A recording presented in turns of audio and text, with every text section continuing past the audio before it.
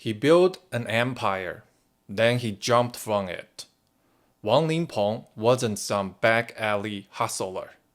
He was the founder of Easyhome, one of China's biggest home furnishing chains, backed by Alibaba, loved by investors. Gone, just like that. And he's not alone. Just 10 days earlier, another home retail founder, Zeng Yuzhou, quietly took his own life too. Two successful entrepreneurs, two suicides, two more names wiped off the whiteboard of China's private sector. And behind those deaths is a message so dark, so damning, it cuts deeper than any GDP chart or Xi Jinping soundbite ever could. So today I'm going to tell you the truth no one in China is allowed to say out loud. If you build something great in China, you don't win. You paint a target on your back. Let's start with a lie. The illusion of entrepreneurial glory in China. The Chinese dream told millions of entrepreneurs, hustle hard, build big, the state will reward you. For years, that seemed true.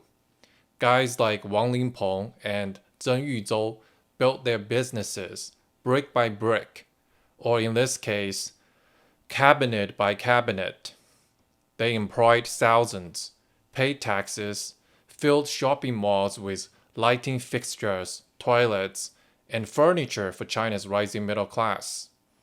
They were part of the machine that made urban China look developed. So what went wrong? Everything. Because in Xi Jinping's China, entrepreneurs are disposable. You're a tool when you grow GDP. You're a threat when you outgrow their control. And that is the real rule in China. You don't build with freedom, you build on borrowed time. Let's talk Wang Linpeng. He didn't run a sketchy Ponzi scheme. He ran Easyhome, a national brand with over 300 locations.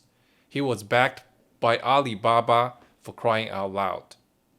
But when China's housing crisis exploded, when developers stopped building and homeowners stopped spending, Wang's empire started sinking. Suddenly he wasn't a patriotic businessman anymore. He was a financial risk, a subject of investigation. He got detained, released, and then jumped to his death. Because in a system without transparency, even the innocent fear they will be the next. Zeng Yuzhou, same tragedy, different script. He built Jingjuju, another home improvement chain. But as the economy slowed, debt ballooned, and government pressure mounted, he saw the writing on the wall. No bailout, no mercy, just silence followed by death. Here's what the rest of the world still don't understand. There's no such thing as private business in China. There's only business on lease, and the landlord is the Chinese Communist Party. You don't own your company, you borrow it. You don't sign contracts, you hold time bombs.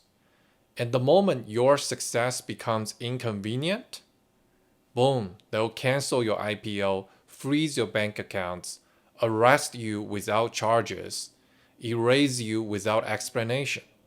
Ask Jack Ma, ask Ren Ziqiang, ask the ghosts of a dozen other tycoons who vanished when they stopped playing nice.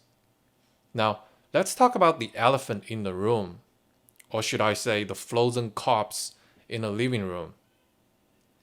China's real estate market is dead, and not soft landing dead. I mean debt-riddled, confidence-shattered debt. Home buyers have vanished, developers are bankrupt, projects are frozen mid-construction like concrete zombies. And with real estate accounting for up to 30% of China's GDP, once you count all the attached industries, this is an extinction event. No new homes, no demand for furniture, no traffic in retail parks, no hope for businesses like Easyhome and Jingjuju. So what happens when your whole business model depends on a property bubble that just popped and the government decides you are the collateral damage? What happens when you realize there's no Chapter 11, no independent court, no public hearing, just exit, one way only? Let's not pretend this is random. It's policy. Xi Jinping doesn't want entrepreneurs. He wants obedient functionaries. That is why tech platforms got chopped down, education companies got crushed, real estate moguls got arrested, billionaires got disappeared.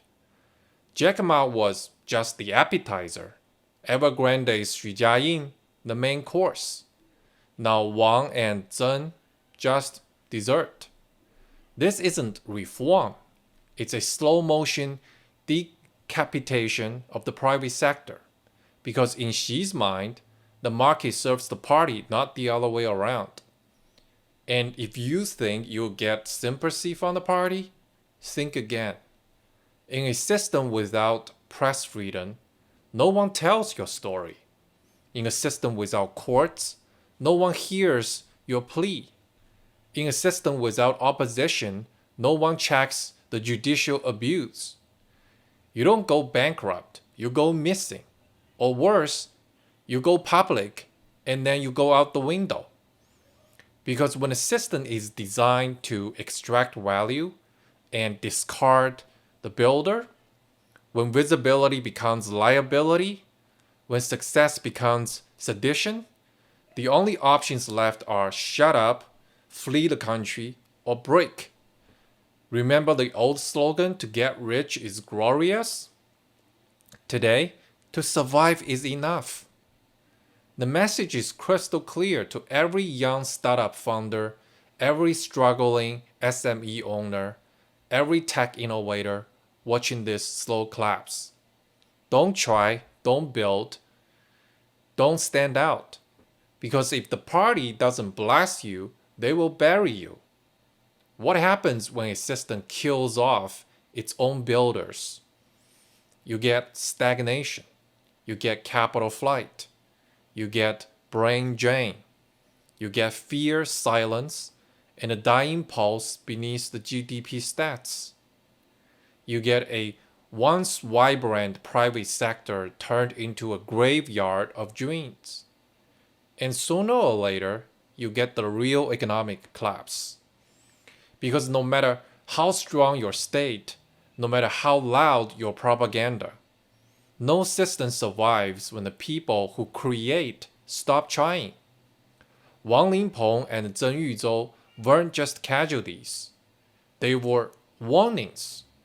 They showed us exactly what happens when ambition meets authoritarianism, when enterprise meets empire, when a Chinese dream becomes a trapdoor. So the next time you hear about China's rise, remember this. You can't build the future by killing the builders. And no nation can thrive when its best and brightest are either in prison, in exile, or in the ground. Rest in peace, Wang. Rest in peace, Zeng. You didn't fail. The system did.